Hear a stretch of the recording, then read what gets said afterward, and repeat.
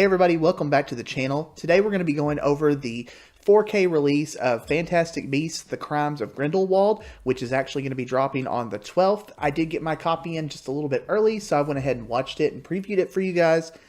Now, the Harry Potter films I'm a huge fan of them. I'm a huge fan of the books and the movies and just everything. So I was really thrilled about Fantastic Beasts getting its own spinoff.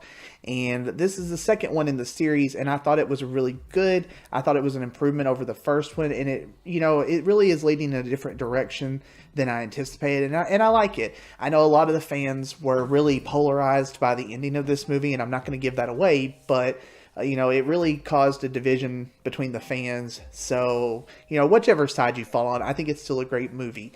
Now, this was filmed in 6K, I believe, so it is a 4K digital intermediate.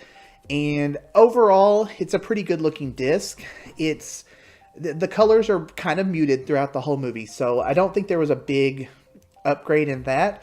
That's just how the movie looks. That's just the tone of the movie. It's a little bit darker, it's a little bit muted.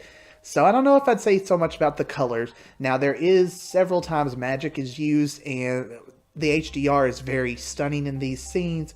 The blue fire, some of the lightning in the first chapter of the film is really good. So those are all really good. The whole film as a whole, I would say, is definitely more crisp. The resolution on it, I did notice a lot of detail that I did not notice when I originally saw this in theaters.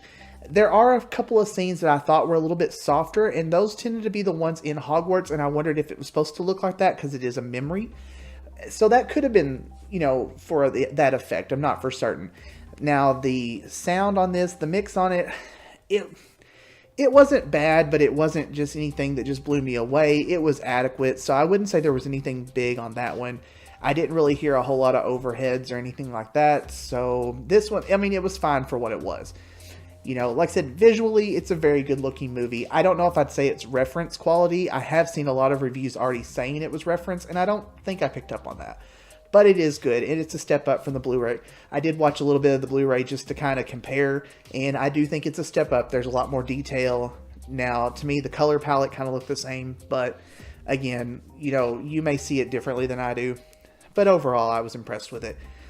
It's a really nice looking disc. You do have three options to choose from. There is the normal standard cover, which is, you'll see that pretty much anywhere. It's just standard. There's nothing big about it. There is the Target version, which I do really like the Target one, but I settled on the one from Best Buy, which was the Steelbook, because I like the more minimalist look on it, if you can call it minimalist. To me, I like the cover of that better, but there is parts of this one that is on the Target display, so, either one, I think you're going with it pretty well. Now, to me, it doesn't really match the cover of the first movie, which, if you're kind of anal about that, then that may bother you a little bit, but overall, like I said, I really like the Steelbook, so I went ahead and picked that one up. That's the one I ordered early. But, again, overall, really nice looking disc. Nothing reference quality, I don't think. But it did look really well. The sound is about average, so nothing there. The digital version, I believe, had the extended scenes in there. It came with it, so I did watch the extended scenes, but it really wasn't anything special. So I don't know if you definitely have to go ahead and buy that version just so you can get it, but it is an option out there.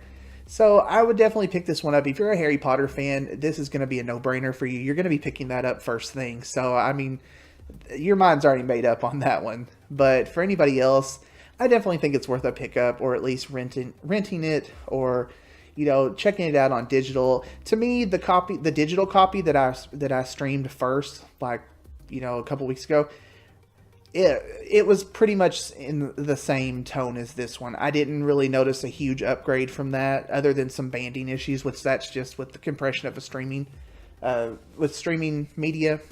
But like I said, overall, impressed with this. I would definitely recommend picking it up. So anyways, I've got a couple more Blu-ray reviews, so stick around for those on the channel if you're interested. A lot of things came out this week, so we've got a lot of stuff to go through. Anyways, enjoy your day, guys. Have a good one.